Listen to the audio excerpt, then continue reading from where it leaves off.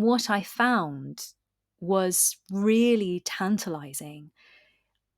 Hugh, John's brother, he and his wife Jessie had gone to New Zealand. They had one child, Marianne. They had no others, which is really surprising at this time. So that was interesting. Then I found that Victoria's son, Affy, had gone to New Zealand on his royal tour in 69 and seen Hugh and spoken to Hugh. Why on earth would Victoria's son, this important prince, be seeking out John's brother on the other side of the world? It was just bizarre. It was a bizarre connection. Again, one of those things where you're sort of scratching your head going, okay, this is interesting.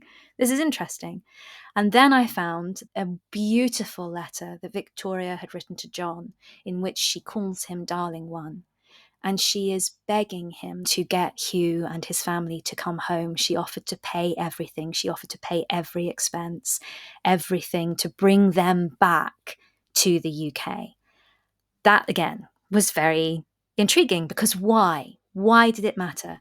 And then Victoria had built John this beautiful mansion at Balnacholi, which she said in letters, this house and this land is to go to John and his brothers for generations, forever. John has a number of brothers, many of whom Victoria is closely connected to, all of whom are in service. Who gets to live in the big house? It's Hugh and Jessie and Marianne. No one else with the 5 children or the 9 children, just this tiny little family. And when John dies, it's Hugh and Jessie and Marianne that Victoria scoops up from Balmoral and takes down to Windsor to be with her always. And while both of John's other nieces, both are named after Victoria, both Victoria Browns, are in the press, are mentioned, Victoria gives them wedding dresses, she gives them gifts at their marriage. Marianne, who we know Victoria kept beside her, is never mentioned anywhere.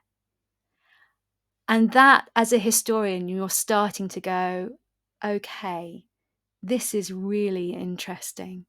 Now, obviously, without DNA, and there is no accessible Royal Victorian DNA for us to test against, we can't answer this question. I find it fascinating. And there has to be a moment where, as historians, we allow history to breathe. So right now, we're in a breath. I don't know the answer to it yet, but I certainly have found a lot of interesting evidence around it that no one has ever seen before.